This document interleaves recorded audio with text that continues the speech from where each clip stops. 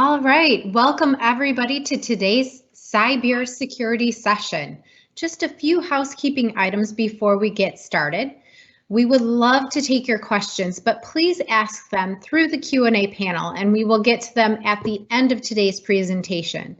Should we run out of time, we would be more than happy to follow up with you directly to make sure that we get all of your questions answered. With that being said, I'd like to introduce today's session, Zero Trust Fundamentals, the 5 W's you need to know to improve your security posture with Red Level's Justin Coffey. Justin, take it away. Thanks, Megan. So really excited for today with the whole CyBEER security. So if you do not have a beer, this is your opportunity to just run and do it while I just introduce myself.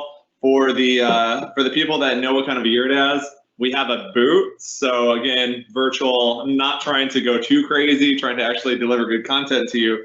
But if I was in your shoes, I'd definitely fill the boot. It's been that kind of a year. So to kick off, my name is Justin Coffey. I'm the Microsoft Cloud Practice Director at Red Level. I'm what Microsoft refers to as a born in the cloud consultant, meaning I started my career with the predecessor to Office 365, which was the Business Productivity Online Suite.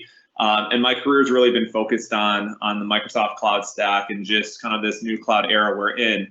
I was a modern workplace, what they called a partner sales solution professional and a partner technology solutions professional for about 5 years, supporting Microsoft's corporate accounts and state local government customers, primarily here in Michigan. Security is not just cyber. We do have the in-person side of things. So I have an expertise in Microsoft 365, Microsoft Azure, and then Microsoft licensing as a whole. And then I have a focus really these days on Microsoft Cloud governance, risk management, and compliance. I'm going to give you guys 2 seconds to grab a drink while I take care of my security problems.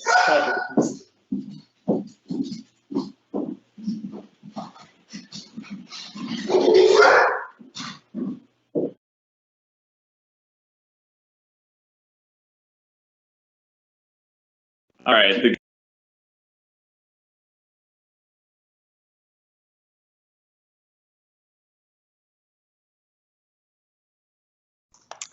Justin, I think you muted yourself again. Thank you. So like I was saying, security comes in physical and virtual senses. So good to always have guard dogs around, even when we're doing virtual sessions. So for today, again, the 5 W's, I'm going to start off with the when, where, and why of Zero Trust. So to kick things off, it's going to start around where we kind of started from. So in the 1990s, employees primarily worked exclusively in a corporate office. And that was the trend for a while. It was, I show up to my 9 to 5, I work at my desk, I have my cube and everything, and it works perfect from there. Now, that model worked for a while, but as we started to kind of go by the mid-90s, it became really popular with most networks to be extended to VPNs, which is something that most of us are familiar with today, where we had those road warriors, those individuals that needed to connect back to their office because the model in IT back then was very network-based security focused. So think of this example on the screen as more of a castle moat model. So in that model, you have your users, your devices, your applications, and your data all within your data center, within your corporate office. And then that network-based perimeter or firewall acted as your moat.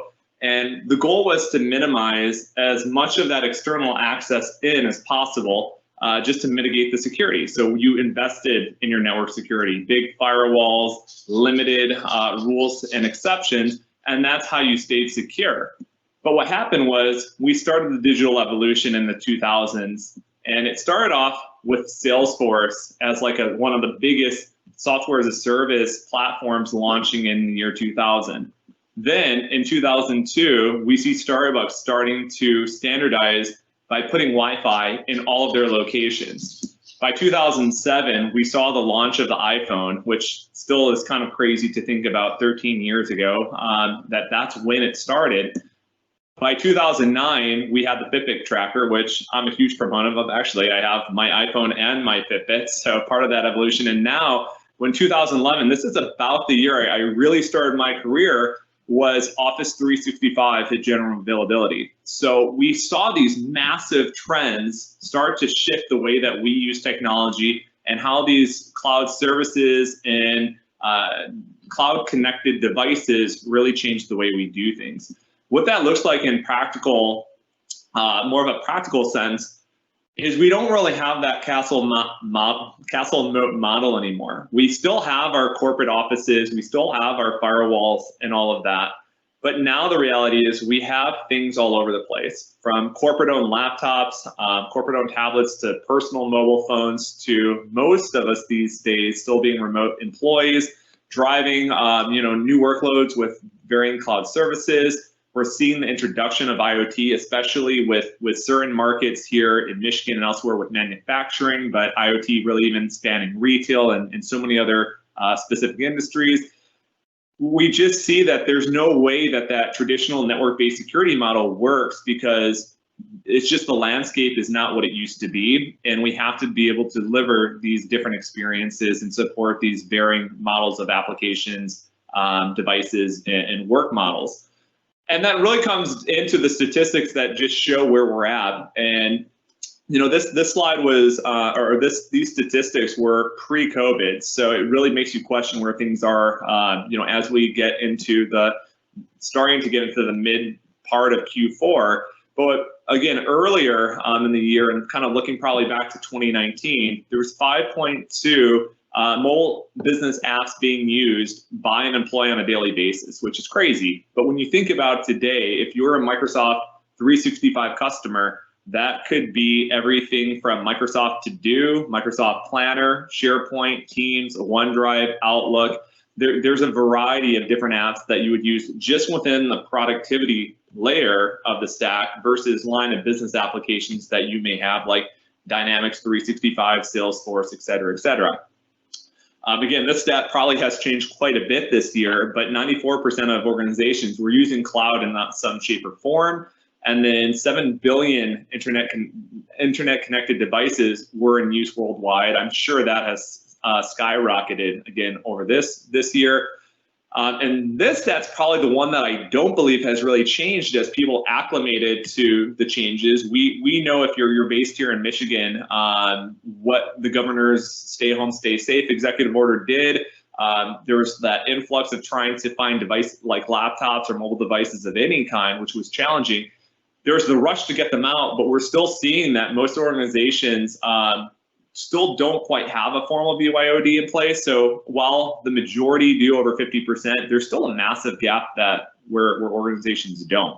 So when we look at assumptions versus the reality, it's starting to shift how we look at what was kind of traditional ways of looking at things. Users or employees. We have corporate managed devices. We have our apps on premise. We have a corporate network and firewall. And for the IT audience on the call, we leverage local packet tracing and logs.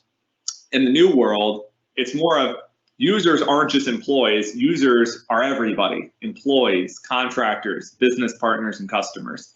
It's no longer just about having corporate devices. It's around bringing whatever device you have. Instead of on-prem apps, we're seeing an explosion of cloud apps. And from firsthand knowledge, talking to a variety of organizations, small, medium, and large, there's just everyone we're talking to is moving to a cloud-first model. So it doesn't mean that they're cloud native, meaning everything is in the cloud, but we're seeing that they're definitely leading with the SaaS model first, lift and shifting their on-premise apps into a hosted environment and delivering them that way. We're not seeing as much net new apps or upgrades from existing apps being still in an on-prem kind of deployment model. We showed the one slide around where that corporate network and file is. That perimeter is expanding, and it's never going to go back. So it's really understanding that is just going to continue to expand and get more complex. And then really there's just too many sources of available signals. The telemetry that we can get is overwhelming, and there's just no way to try to make any logic of all of that. And it's definitely not something you can do manually. Something else that when we look at zero trust is critically important is understanding that these attacks that cyber actors are using are very inexpensive. So 0 days attacks, according to Microsoft research, can be anywhere from 5,000 to 30 or 350,000. When you look at some of these other examples, though, and I'm going to go for one specifically because we all have to deal with it, ransomware, one of the biggest threats of the last couple of years, you can see it's not just you can buy it for as low as $66 up front. You can get it for free through what's known as an affiliate model. So you can just share the profits of what your victims pay as a way to profit from this. This is a business for these individuals. It's very rare that we're seeing these cyber attackers doing it just to disrupt. Yes, there is a percentage that do that, but the majority of this is a business, and it's a multi-billion-dollar business. So it's really looking at it from this standpoint. And when we look at that collectively, it just comes down to a different kind of approach. A more modern approach is needed, where we're securing access at the specific resource. So the final what, when, or when, where, and how of this whole conversation is, where did zero trust really come from then? So back in 2004, there was an event called the Jericho Forum, which was an international group really focused on defining and promoting de-perimeterization. It was really looked at as, hey, we know kind of where things are going. We know that we can't operate completely behind our remote. And this was an event that was primarily sponsored by Cisco. What does things start to look like beyond? In 2009, there was a cyber incident called Operation Aurora, which was a bunch of advanced persistent threats coming from a group based in Beijing, China, with ties to the People's Liberation Army. It was first publicly disclosed by Google on January 12, 2010 in a blog, and they claimed that those attacks began in mid-2009 and continued through December 2009. And that was really the first semi-nation state attack against a non-military or non-governmental target, in this case, primarily Google and a handful of other corporations. So that really started to change how we approach things. In 2010, an analyst at Forrester coined the zero trust term, and that led to some things. And then in 2014, Google published the Beyond Corp white paper that really kind of was the beginning of what do cloud services look like and how do we have to treat them differently. After that, we saw zero trust, the hype, really start to take off. And in my experience, and I think this is true for most of us, I added this last pillar because this has been probably one of the biggest drivers for zero trust this year is the amount of sheer remote work that virtually every organization on the planet that was able to had to go through as a result of the COVID-19 pandemic. So making sure as we dramatically shift how our employees are working, how we're collaborating and sharing data with each other, including external sources, we have to just look at a modern way to approach that, just because the amount, just what we were able to achieve by enabling remote work didn't mean that we were doing it securely or safely. We just enabled it. So now there's a big rush to make sure that as we continue to operate this way, that we're doing it in a secure and safe manner. And for those on the call that are from an industry with regulatory compliance, making sure that you're operating within your compliance requirements is critically important. So for that, we'll take a quick break, take a sip. Cheers, and now we'll move to what. So what is zero trust? Zero trust is an approach to security which treats every access attempt as if it's originating from an untrusted network. What it is not are these kind of pieces. So is it literal? Can you actually build a practical strategy around absolutes? You can build a strategy around zero trust, but you can't use absolutes to do it because it just doesn't work that way. It's not an adjective. You're not magically going to be zero trust. It's not something you can buy. So you can't just go to a vendor and say, hey, I want to be zero trust, give me the product and I'll just, call it a day. It's a lot more than just the products and capabilities that you use. It goes beyond, it goes into your process, how you your users work and operate and how they kind of think about these kinds of things. It's not instant, so you can't boil the ocean. You can't immediately become zero trust. It is a journey that you have to go on, and most importantly, it's not a revolution. You have to build on what you already own, what you already have implemented. And while there might be things that may not apply as much, you still need to start from somewhere to get to, at least more of a zero trust state. But you have to be able to do that in bite-sized pieces, and you have to be able to do that in a beneficial way. So what really is zero trust then? One of the big ones is it's more of a mindset than anything else.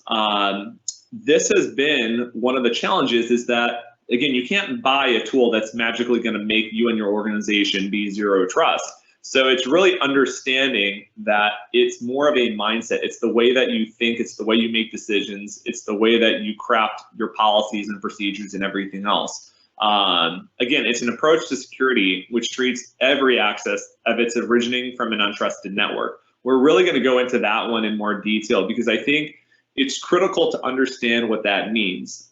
Because there is no safe place, even if you're on your own corporate network, the concept of zero trust is you still want to make sure that is who they say the request is coming from, who they say they are, from a device that you actually know and trust, and so on and so forth. And we're going to go into that in a lot more detail later on.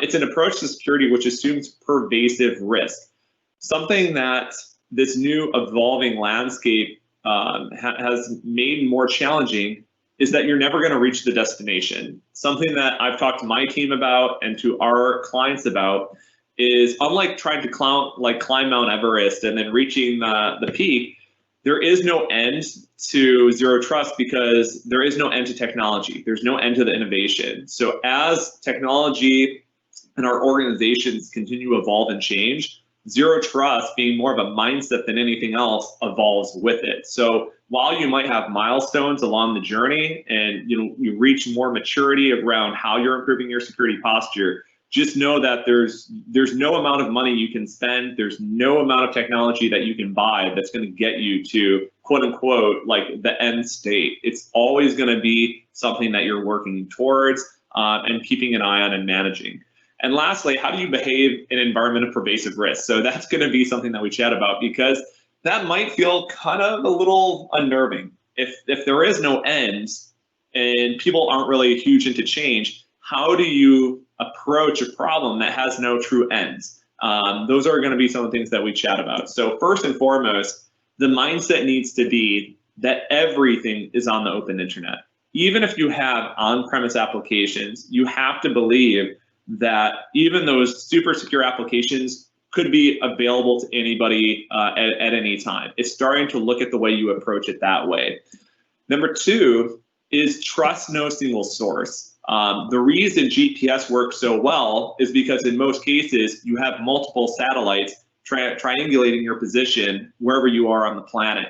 If you look at only what one source tells you, it may be missing pieces, it may not have all the facts. You really need to have multiple sources of security tools or just applications, multiple sources of information providing you that telemetry, that data to be able to make good security decisions. My next one, I love this one the most, because I think this is critically important as we start to shift how we look at zero trust, is the left versus the right. So for those that watched HBO's series Chernobyl, you know how intense that series was, and it was pretty graphic. And I haven't finished it, but there were some episodes where it just hit really, really hard. And kind of a running quote was, some people thought that nothing could go wrong. And the reality is something can always go wrong. I mean, that's Murphy's Law. There's always the chance that something could fail, something would not go as expected. And in technology, it's almost a given. There's no way to perfectly configure something and have it work 100% of the time. Now, what we see on the left is the Chernobyl new safe confinement system. And I believe it was completed within the last year or so. I know it cost billions of dollars, took years and decades to do. It's kind of that new tomb for Chernobyl. But on the right, we have 3 Mile Islands here in the United States. And when we look at the differences between what happened at Chernobyl versus the 3 Mile Island nuclear reactors, was the US took a different approach. A question that scientists were asked is this Chernobyl possible in the United States? And this is looking back, not even in today's standards, but scientists said it was unlikely because the way that the reactor containment buildings and the design were developed in the United States significantly reduced the risk. And that's why 3 Mile Island was not the meltdown and disaster that it could have been if we didn't provide those different safeguards and layers of breach containment, versus saying, oh, what could go wrong where one simple issue could lead to disaster. There was multiple safeguards in place to mitigate that kind of catastrophe and tragedy. So we'll come back to that because I'll provide an example of what that really looks like in practice using the Microsoft stack. So the next mindset is standards equal security. This is critically important. And finally, we're seeing this become very, very common with cloud, just because when you have a bunch of big companies and technology companies for that matter, when you have a lot of these big companies trying to build proprietary stuff, what we usually run into is incompatibility. We run into a lot of effort to make things work successfully. And what that ultimately leads to is higher risk of A, something just not working, but 2, a higher chance of failure or of a breach. When we look at some of the standards like FIDO2 and SAML in particular, those are some of those big core standards that most of the large technology companies, if not all of them, are getting behind. Allowing things like single sign-on through SAML is extremely common and makes rolling those out and leveraging those capabilities a lot easier, and as a result, leads to a more consistent, streamlined experience. It leads to higher security. So standards in security are good, proprietary systems are not. So always keep that in mind. The mindset too, this one's probably the most important. It's the last one we're going to talk about today, is there just surely aren't enough humans. Because of that ever-growing need of all these different solutions, companies aren't slowing down, they're speeding up with their own digital transformation and all the changes that they're going through. When we look at security, well, let's just even go to IT. There's already a shortage of IT professionals globally. When we look at the security sublayer of IT, the gap is even larger. This is something where there's just not enough people that have that depth of knowledge around cybersecurity and compliance to really be able to, make the difference. We can't train enough people to do this. There's way too much data to try to consume. The strategy here is looking at cloud workloads that are powered by AI and machine learning to do the things that humans can't. Humans are great around the strategy, around the user awareness training and all those different pillars. But shearing over data, that's not something that humans are really good at anyway. So leveraging AI and machine learning for pattern recognition and suspicious behavior and abnormalities, that's critical, and that's going to make the difference of being able to be more proactive versus reactive. So going back, what are the 3 guiding principles of zero trust? The 3 are: 1, verify every authentication explicitly. So you want to go and check on every little authentication. Now, that doesn't mean that you're going to do every little possible check on every condition, every variable, but you need to figure out what verify explicitly means to you based on whatever really application or data that you're going to. I'll have a good example of what access control policies look like. So you can kind of guide what that level of explicitly means to you and your organization based on what that authentication is trying to access. Number 2, and this is more for administrators, is use least privilege access. Don't just carry around all your keys at any given moment, because that is something that cyber attackers can exploit. So use systems that you need to elevate your privilege for, your administrative access for, so that way it's harder for cyber actors to take advantage of that and be able to get access to something like, if you are a Microsoft admin, a global administrator is not something you just want casually, around 24/7. Use the lower privileged roles to achieve the day-to-day and only elevate to like global admin when you need to, just because there's no reason to wave around the keys and make it easy for somebody to steal or take, be able to kind of hijack that account. The third one, which we've talked about, again, that model of breach containment, is assume breach.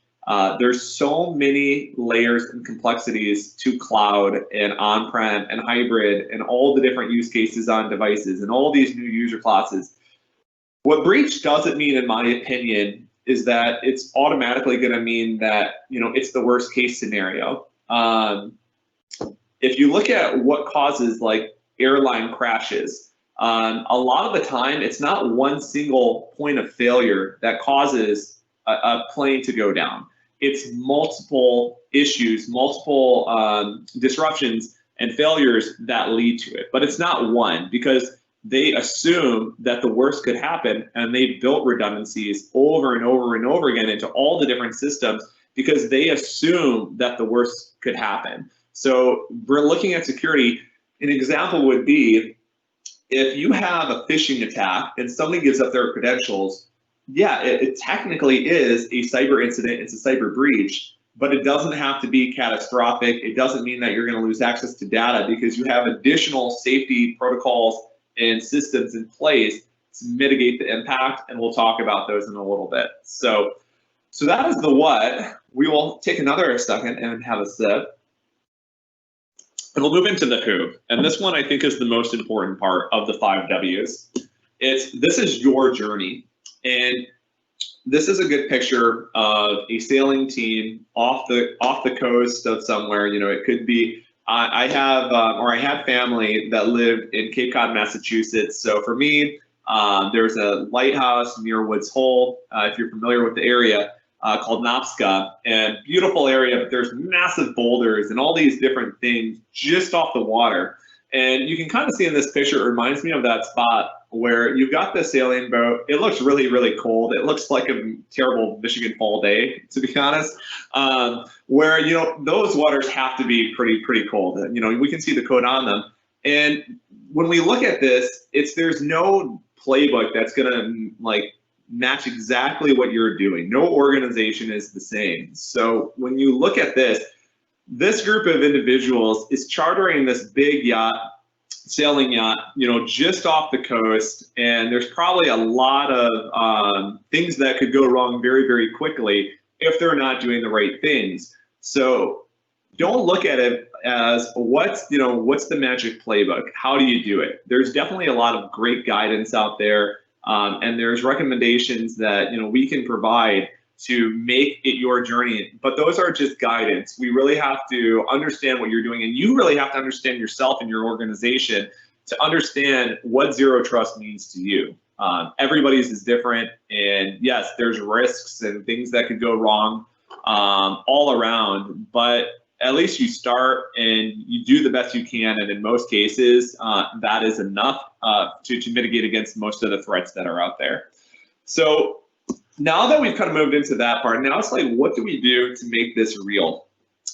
This is where we're going to get into more of the mechanics and the Microsoft security side of what does it really look like. So to make zero trust the reality, there's a couple of things of, one, make sure to get a copy of this deck. Make sure that you can go back and reference what zero trust is. Really understand, again, it's not something you can buy. It's not something that you can intrinsically do per se. It's not something that just magically happens. It's really understanding the mindset and letting that soak in and letting those dots connect, because that's really, really important, is to process and understand. Again, this is a bit of an architecture, it's a bit of a mindset, but it's not a product. It's not something you can quote unquote achieve. So understanding that's critically important.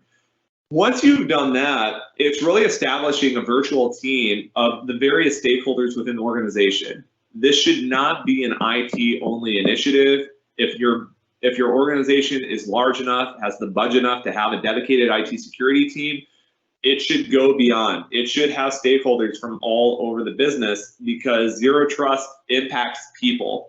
And why I picked the title slot I did with a group of people is zero trust is not about the technology, it's not about the process, it's about people. You have to understand how all of these different tools, the change in process, really the mindset impacts your people. So making sure that you have a representative group as part of that virtual team or working group, whatever you would want, a committee maybe, whatever that group of people is called, make sure you get stakeholders from across the business that, interact with those various business applications, that, work remotely, that work on personal devices, that do what you want to do, so you have a full and holistic view and understanding of what zero trust really means for your organization.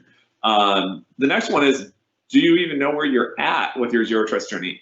You may have organically just started to do things and not even realize that you're on that path already. So it's understanding from a maturity standpoint, and we're going to go through at least kind of what we, and really as a benefactor of Microsoft, what Microsoft starts to define the maturities as in a more agnostic way. Where are you? And something that I love about the model and the framework is that it really helps you look at IT in a different lens. The control plane that we look at with zero trust is around the 6 pillars that really make it up: identity, devices, applications, data, infrastructure, and network. And when you frame your IT environment like that, it starts to give you buckets to put all those things in, and it gives you a different perspective that you may not know, because IT can be big and overwhelming and scary if you let it, just because of the sprawl. But if you put it into a way where it's easy to see and understand what it is, then as you go through the maturity model, it makes it easier for you to actually rank where you're at based on those 6 core pillars. And then the last one is, do you have buy-in from your C-level? So when you look at change management as a whole, Red Level really has been investing in our relationship and following Microsoft's strategic partnership with an organization called ProSci. They've been doing change management for about 20 years. And one of their model is called ADKAR. And ADKAR stands for awareness, desire, knowledge, ability, and reinforcement. And when you look at that, what ProSci and the ADKAR model suggests is you can't make a change this impactful if you don't have executive support and sponsorship from your C-level, or if you're a different kind of an organization, your owners, whatever kind of that more senior executive team is for your organization. It's not that they have to be deeply intimate with the journey, but they have to be able to probably answer some of these questions, like what is zero trust? Because remember, it's not about the specific technology. It's not about the specific process. It's around the mindset and the way you approach what zero trust is. So making sure that you have them on board is critically important. So what does traditional look like? For most organizations, this is still true today. This is where we look at some examples of on-premise identity, has some static rules, maybe some single sign-on to some cloud workloads. If you're using Microsoft 365 or just Office 365, and you're syncing your identity to Office 365 from on-prem, and you're not doing anything really beyond maybe some single sign-on to some other apps, you're probably in that bucket. If you're not using MFA or conditional access and things like that, more than likely you're still in the traditional bucket. If you don't have or have limited visibility into device compliance, your cloud environments, and your various logins, you're going to be in traditional. And what that means is like device compliance. Are you able to, at the click of a button in a portal, able to determine, are all my devices up to date? Is malware up to date? Are there any threats? Does it have a minimum PIN code? Is it not allowing simple passwords like 1111 or password? Those simple things. If you're not able to see into the device settings or kind of what the state of the device is, you're blind to what the health of that device is. And we'll go into that one a little bit further, but that's critically important. Not having an understanding or visibility into your various cloud environments, those cloud applications, critically important. And then the last one, flat network infrastructure. The thought here is, if you have a flat and overly simple network infrastructure where you breach it once and you have access to everything else, you're going to just increase your risk versus some of these next layers, which you'll kind of see what that would be. You know, network segmentation is kind of the sneak peek. So when we move to advanced, this is where we start to see organizations that have begun that zero trust journey and are making some progress. So now we have a true hybrid identity, but we're using finely tuned access policies, and in Microsoft speak, conditional access policies to gate access to their data, apps, and network. Critically important to be able to understand and have a tool that's evaluating your security and organizational policies, and then based on kind of it running that in real time, enabling, rejecting, requiring MFA, all those different pieces, and that we will go into. We're now moving into devices are registered and they're showing as compliant to IT security policies and the various tools that govern those. Networks are now being segmented and cloud threat protection is in place. So if you have very sensitive applications, a big model that we use as we architect cloud workloads on Azure, on like the infrastructure as a service layer, is various subnets. So we have the DMZ, we have the web tier, we have the app tier, we have the data tier, but we've segmented those networks out so that way it's already built into it where I can access the web tier. That is publicly facing, but there's no way from the outside to get in through the app or data tier. It's blocked. So really looking at it from that standpoint is just critically important. Then we look at, we're leveraging analytics to start to understand and analyze user behavior. It's already starting to create baselines on individual users and what like their sign-in properties are, what they've done. So that way you can proactively identify threats. That is when we go back to the mindset of there's not enough humans. It's leveraging AI, machine learning, and analytics to capture that information. So that way you can do what a team of IT security professionals could not. Be able to constantly watch the logs and proactively identify threats, specific suspicious behavior, abnormal behavior, stuff like that. And then the pinnacle of the maturity is optimal. When you're in the optimal stage, you have made those large improvements in your security posture. We're leveraging cloud identity with real-time analytics, which are dynamically gating access to the applications, the various workloads, the networks, and the data. Data access decisions are governed by cloud security policy engines and sharing the security through encryption and tracking. It's taking that layer where zero trust, the verify explicitly, is now in full effect. Then we trust has been removed from the network entirely. So now it's not just segmented, it's Microsoft Cloud Perimeters, it's micro network segmentation, and various network security encryptions are now in place. Then the last one is automatic threat detection and response. So again, we can't rely on people. It's really looking at it from the tools to be able to do that job for us. So now, as we move into kind of the closing areas of the presentation, it's starting to look at kind of how this really works. So when we look at it from this side, it is inevitable in virtually every case, unless you are a very, very large enterprise organization with deep, deep pockets, deep budgets, a dedicated security team, security is just going to be better in the cloud. And that may not have been the case even a year or two ago. But this is a great visual to kind of showcase that. The traditional approach over here shows that landscape, especially with cloud, it's really, really complex. And we see just there's so much responsibility that you as a CIO or IT director or chief information security officer, there are a lot of dots to fill, and these are ever changing. So we see that in most cases, there's a big gap. There's a lot of unmet responsibility.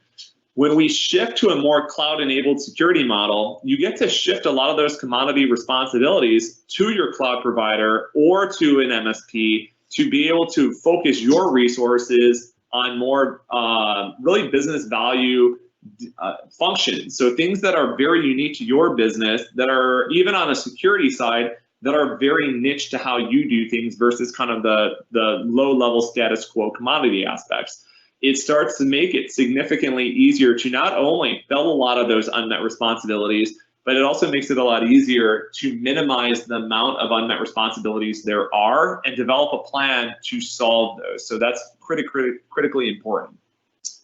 So the next one is around those access control policies. What does the zero trust model look like in practice? So we have kind of the three core pillars on the left, and this is more of an agnostic slide of what it looks like. Identity and devices drive most behavior, because without a person and without a piece of technology, you're not going to be able to access anything. You know, this is still a digital world. We can't magically think of an app and have it hit our brain. We need to sign in with some form of credentials. We need some kind of physical device to access whatever that is, whether it's a cell phone, tablet, Windows device, Mac device, even Linux now. It doesn't matter. Then the third piece that really kind of feeds this is the data, the integrated threat intelligence that keeps us up to date on what those threats are. So we look at things for user risk, multi-factor authentication, was that applied? Impossible travel, that's defined as, like, if I fly from Detroit to LA, or rather, if I try to access like Office 365 or Exchange from Detroit, and then I sign in LA 10 minutes later, that would be really cool if it were possible. So right now that is impossible travel. It can't be done. So being able to use different session risks and all of that as part of these security policies is really, really important. Then we look at the device risk. Is it managed by the company, or is it a personal owned managed device? Is it compliant? Even if it is personal, can we see what that device has on it from a security settings perspective? Is it infected with malware, so on and so forth? And that's across all the different form factors, not just Windows. All of them are in play, including IoT.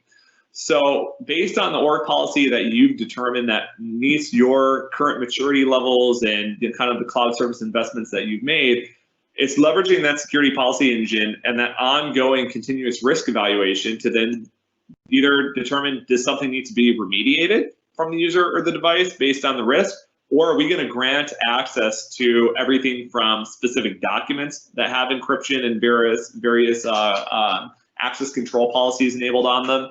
Is it around single sign-on to Office 365 or any other big app out there, G Suite, Salesforce, Box, etc.? Are we using SAML for single sign-on to be able to access to other applications? As I zoom in, do you have legacy on-prem apps that still have business purpose? Here in Metro Detroit, we have a lot of manufacturers. There's old manufacturing applications that we have to be able to, in some cases, light up for remote workers, which is critically important. And then the networking side, do we determine that device is going to be made, can you use that device and identity to get onto the network? Are we segmenting it in ways where if I'm coming in from the outside, I'm not able to access that? There's a lot of different strategies for what that looks like.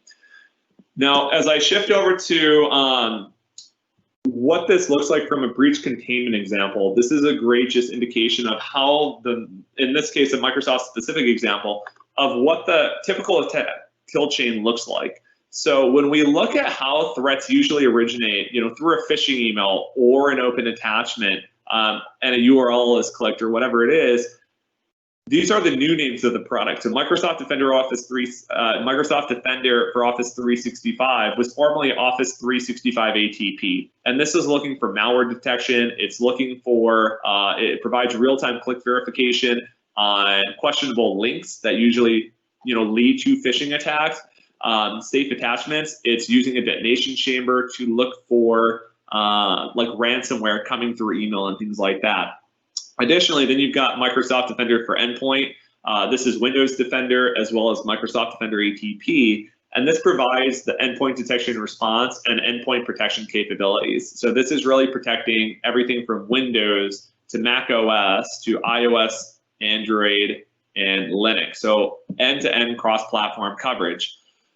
So once a hacker potentially does breach, though, then it's they don't just get the credentials and do nothing in most cases. They're going to do something. So once they have access to a device or they have access to an identity, they're going to, in most cases, try to find something. They're going to do the reconnaissance. They're going to look for that high-value target.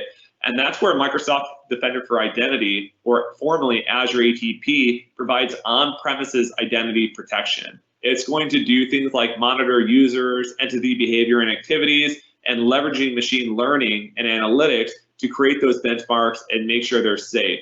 It's going to protect user identities and credentials stored in Active Directory from malicious activity that looks and smells like it's malicious in intent, and alert you before you get to the part where like a privileged account's compromised or the full-blown domain's compromised, and they get access to financial data, trade secrets, unique intellectual property, all the different pieces. For the cloud, we have Azure AD Identity Protection. That's going to provide brute force account protection. It's going to help across stolen account credentials. And the best way to think of that is, the dark web and password dumps. Password breaches happen all day, every day these days. A great website to do is haveibeenpwned.com, haveibeenpwned, PWNED.com. Put in your email address, your personal ones, your business ones, and see if your account has any information that's been released. There's a lot, especially in work emails, around just more so soft stuff around just information about you, job title, department, how long you've worked there, what location you're at. That might not seem like a big deal, but that information can be used for social engineering attacks. They can leverage that information to trick your help desk or call in and manipulate, whoever that is to be able to get information about you. So don't think that even those ones where they didn't explicitly get your password is not being risky. Having just information about you on the internet is dangerous in of itself, because there's so many people and so many different ways they can exploit that information. And lastly, it's Microsoft Cloud App Security. And this is the CASB, or Cloud Access Security Broker solution. This is how we start to extend protection to third-party non-Microsoft apps. It's how we start to provide in-browser session restrictions and access to other cloud apps, mitigate data to third-party apps through data loss prevention capabilities and all of that. So again, we got a little technical, a little product specific, but the point is that all of these products, and this is just in the threat protection space, are really focused on creating different containments for any kind of a breach. So that way, if you have a user in your organization fall for a phishing email, it in of itself may not be catastrophic, because you have all these other tools and systems in place. You have policies and procedures in place to make sure that you have multiple layers of protection to mitigate any kind of serious breach. So this slide I'm going to go over real quick because I really, really like this. And this slide has been updated since it first came out. Is Microsoft does more than you think. And the running joke for the last couple of years was Microsoft's the largest security company you've never heard of. Now Microsoft is a security company, bar none. It's been phenomenal to see their rise in that. And Microsoft's not shy about saying that they're spending about $1 billion a year in R&D.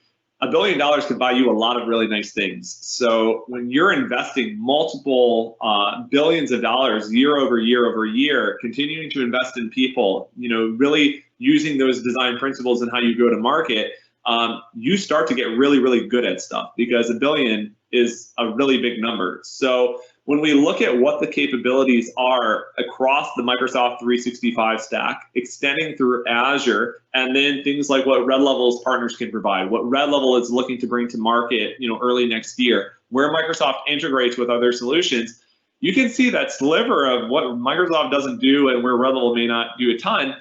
It's really small. So it's really understanding that picking the right partner and vendor for your security systems, it's all around keeping this as simple and reducing cost and consolidating costs as you can. This is a great reference slide, just starts to show you across the pillars what the Microsoft security products and capabilities are by Azure and then Microsoft 365. A slide that I love to include is just the fact that we're not just seeing the money being spent, we're seeing it recognized by technology analysts. In this case, Microsoft Security and their capabilities are leading or are the leader in 5 of Gartner's Magic Quadrants. And we're going to continue to just see this probably expand and get even better. Now, the next two slides, purely for reference. So hopefully you've been drinking because it'll make these next two a lot better. What does Zero Trust look like when you're looking at it from a Microsoft perspective? Here are all the different tools, and a lot of these are using their old names. A lot of them just reset during Microsoft Ignite. But this slide starts to show you where the Microsoft pieces start to fit in the puzzle as you looked at Zero Trust and conditional access to those various resources. So the first one I showed a couple slides ago was more of a agnostic, generic, view to Zero Trust. This one is more specific to Microsoft and the Microsoft capabilities. It starts to kind of give you I want to call it a roadmap, but a frame of reference to where the tools fit along kind of the Zero Trust model. This next slide is even more intense, but I included it purely for reference purposes because a lot of customers, especially the large ones, they have very complex needs. It's really important to understand the big picture, and it hasn't been updated yet because you'll see how busy it is. This is the Microsoft Cybersecurity Reference Architecture document. It is extremely rich. There's a ton of valuable content in there. There's a link to be able to download it yourself at the top. I'm expecting this to get updated, maybe not by the end of this year, but probably in the near future as Microsoft continues to refresh this. But for the IT security professionals on the call, any CISOs we may have on the call, when you really want to understand what Microsoft's really able to do from a cybersecurity standpoint, this is kind of your holy grail to kind of put the pieces on. This last one, it does get a little busy, but once it's defined and you understand it, you don't have to be a security professional to understand how this fundamentally works. This next slide, yeah, it's quite busy, but that's really where Red Level is here to help. Everyone's journey is different, as I said. It's critically important to understand that your job is not supposed to be able to decipher this slide. This slide is really hard for even people like me to be able to go through, just because security is always evolving and there's so many moving pieces. But for us, our job is looking to help you figure out your journey and even identify where you are along the path. So with that, I hope that everyone was able to get value out of this. I hope you were able to drink a little bit more than I was. With that, we'll move to the Q&A. Awesome. Thank you so much, Justin. So one more time, if you could ask any of your questions through the Q&A panel, that would be appreciated. But our first question that came in, my organization is beginning our Zero Trust journey. What are some easy wins we could accomplish? Yeah, it's a great question just because, the reality is with COVID and all that, there's things we just have to do. And the number one thing that you can do is enable multi-factor authentication, point blank. If you're an Office 365 customer, which I know Red Level has primarily Office 365 customers there, not necessarily, but if you do have Office 365, the single best thing you can do is enable MFA. If you're farther along the journey, you have integrated applications, you can get the value through those too. But the cool thing that a lot of people don't know, and I don't know if this was partially because of COVID or part of a bigger Microsoft strategy, is you can do MFA, or you can implement rather MFA for free with Azure AD. You do not need a premium SKU to be able to get the most basic MFA enabled. For some customers out there, or some organizations rather, this year's been really challenging economically. It's put a lot of pressure on. So a quick win for somebody that doesn't have the budget, where they're not able to make maybe some of the more mature investments, just start using the free capability. It might not be MFA is not as bad as it sounds. So understanding how MFA works is critically important, and we can help you better understand impact. It's a little different than your personal bank website. The behavior that your user goes through might be similar, but behind the scenes and what it's really doing, it's understanding the difference is key. But start with the basic, turn it on, roll it out. We can give you some guidance on easy ways to do that. If you're able to invest in Microsoft 365 or Azure AD Premium, leverage MFA through conditional access. It's a much better experience. It's where Microsoft is recommending organizations start. But those would be the first two based on your budget, what you already own. Turn on MFA. It reduces identity-based attacks by 99.9% according to Microsoft's research. Okay, next question that came in is, how important is a security gap analysis for achieving zero trust? Does my organization need to identify all of the blind spots? Yeah, so this is a hard one just because every organization is different. I said most of our customers have Office 365, but that doesn't mean all of them do. Or some of them, are farther along and might be more cloud native and have more of their stuff cloud. They might not even have on-prem servers anymore. The best way to look at it is that it's a really, really good idea to have a general understanding of what your environment is. So going through, and I'll just click back real quick as a reference point, being able to kind of go through and truly identify, and there's a zero trust white paper that these maturity models are based from. So if you're curious, reach out to Megan, Christy, or I, because we can provide that, or we can send that as part of the follow-up. It's looking at those control planes, identity, devices, apps, data, etc., and it's really understanding what they are. You're going to, this is a months to years long journey to take, just because of the change management with your users, external vendors that may have access to your environment. I mean, it's a lot to unpackage, and our experience is very, very few organizations even know what they have, let alone what their security posture is across the board. So I'd say it's not as important to go super deep on what do we do from a roadmap perspective, but it is really important to understand what you have and not have any blind spots there. And then you can start to determine what the maturity model is across the different control planes, and then you can start to build a roadmap. But it doesn't have to be 100%. Starting where you think you have weak spots or where you have the most sensitive data, which is ultimately what all of this is about. It's protecting your data. That's the critical part. Okay, one other question that came in. Are there any risks implementing single sign-on among our organization's apps and web services? So say that one more time. Are there any risks implementing single sign-on among our organization's apps and web services? This is a great question, because this is a member of my team and we've had this conversation multiple times based on some customers. It is more risky if you don't. I'm gonna make that again. Single sign-on makes you more secure. And the reason why is you have a single set of credentials instead of having multiple credentials, trying to individually access all these resources. The problem with that is around your users. And it's not about, again, it's always about the people. And it's not that we don't trust your people. We can look in the mirror, and we humans don't do good with passwords and credentials. It's just not who we are. So what we do is we use the same username and password in multiple places. We are forced to log in to multiple websites, multiple applications, and we're conditioned to just type and sign them in. And that is where, even with these various tools of containment, again, zero trust can't be achieved, but you can work kind of towards it from a mindset.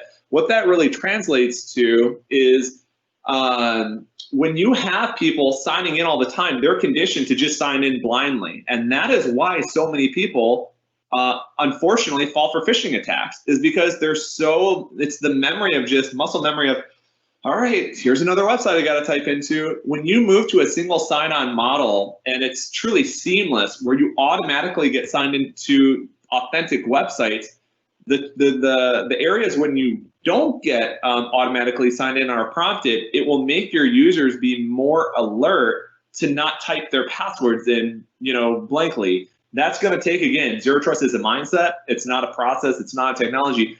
But when you start to train your people to be more diligent around where and how they're typing in their password versus having it do it for them in a secure way and in a zero trust way, it will make you more secure, and it's going to make your users way happier. So.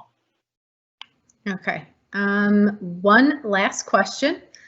How would I encourage my leadership team to embrace assume breach?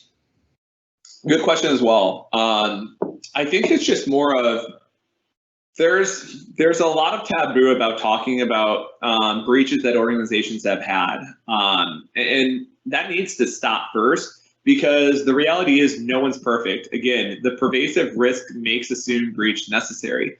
You're going to have a breach. The question is, how severe is it?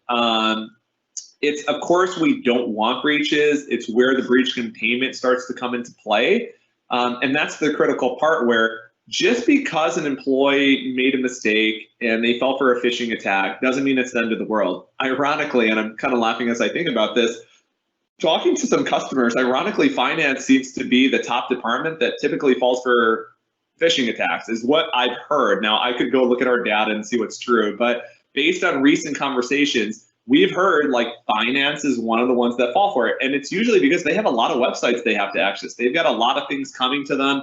You know, I think they're just inundated with all these different things, and it's easy for them to, in that credential, that login, password fatigue, that they're just signing in trying to get their job done. If you think about the risk that like a finance team would have by giving up their credentials, that's really bad, because you don't, like, they're the ones that are the keepers of your financial data and your financial systems. You know, that's where we see the issue with fake wire transfers and stuff, where it's, hey, I need you to pay that invoice. Finance is like, great, we'll do it. You know, so when you think about assumed breach, don't just do it with the thought of like, oh, you know, it's all this more complexity. It's to make sure that there's mitigated techniques, so that way the experience isn't as rough as it needs to be.